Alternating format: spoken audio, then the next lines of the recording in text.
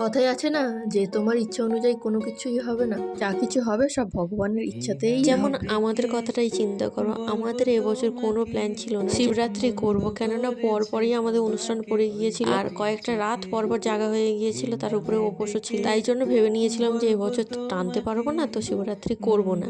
আমরা না বললে কি হবে, কিন্তু ওপরে যিনি বসে আছেন তো উনিই তো সবকিছু আগে থেকে ঠিক করে রাখেন কি হবে না হবে। তার ইচ্ছা শক্তি ছাড়া তো পৃথিবীর একটা গাছে পাতাও নয় না, আর আমরা তো সেখানে তুচ্ছ ব্যক্তি মাত্র। আচ্ছা সে যাই হোক, আমাদের তো আগে থাকতে কোনো প্ল্যান ছিল না যে আজকে শিবরাত্রি করব। হঠাৎ হঠাৎ করে যেহেতু সব হয়েছে, তো সেই জন্য সকাল সকাল উঠে চলে এসেছি বাজারে। বাজারে এসে সমস্ত সবকিছু ফল ফল মিষ্টি সবকিছু কেনা হয়ে গিয়েছে। এই দোকান ওই দোকান ঘুরতে ঘুরতে অনেকটাই লেট হয়ে গিয়েছিল। সূর্য তখন মাথার উপরে। তারপরে তো আর কোনো রকম ভিডিও করিনি, রেস্ট নিচ্ছিলাম বসে শুয়ে। যাই হোক, এইবার সন্ধ্যেবেলা চলো রেডি হয়ে গিয়েছে, এইবার যাওয়া যাক মন্দিরের উদ্দেশ্যে।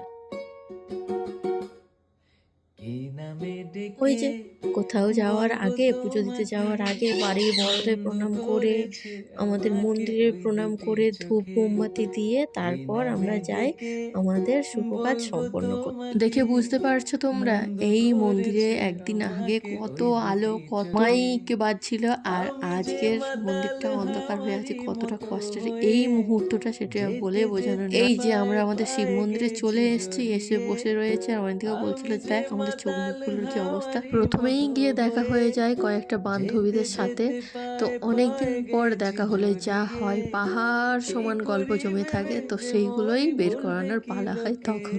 মন্দিরেতে পৌঁছে বেশ কিছুক্ষণ বসে থাকার পরে প্রথম প্রহরে অভিষেক করানোর জন্য ডাক আসে। এই যে আমি দাঁড়িয়ে পড়েছি লাইনে, আর ভেতরে ঢুকে না বেশি কিছু ক্লিপ নিতে পারিনি, কেননা ওই যে ভিড়ের মধ্যে ক্লিপ নেওয়া সম্ভব নয়। ওই ঘেঁটে খুঁটে যেটুকুনি হয়েছে অতটাই। আর অভিষেক করানোর পরে এই যে বাইরে এসছি আমরা ধূপ মোমবাতি দেওয়ার জন্য।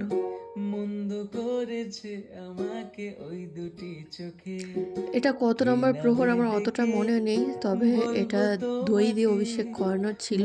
তারপর এই দিকে তো হচ্ছিল হরিনাম, আর আমরা এখানে বসে বসে না বেশ কয়েকটা ফটোও তুলে নিয়েছিলাম। এবছর না খুব তাড়াতাড়ি আমাদের 4টে প্রহর হয়ে গিয়েছিল, তখন 5টা এরকম বাজে। আমাদের 4 প্রহর অভিষেক করানোর পরে এবার বাড়ি আসার পালা, হোমযজ্ঞ সেরে। আর বাইরে সেদিনকে এত কুয়াশা পড়েছিল বলার মতন। গত বছর তবুও সকাল হয়ে গিয়েছিল, এবছর তো অন্ধকার থাকতে থাকতেই বাড়িতে চলে এসেছি। যাই হোক, আজ তবে আসি, দেখা হচ্ছে পরের অন্য কোনো একটি ভিডিওতে। ততক্ষণের জন্য সবাইকে টাটা।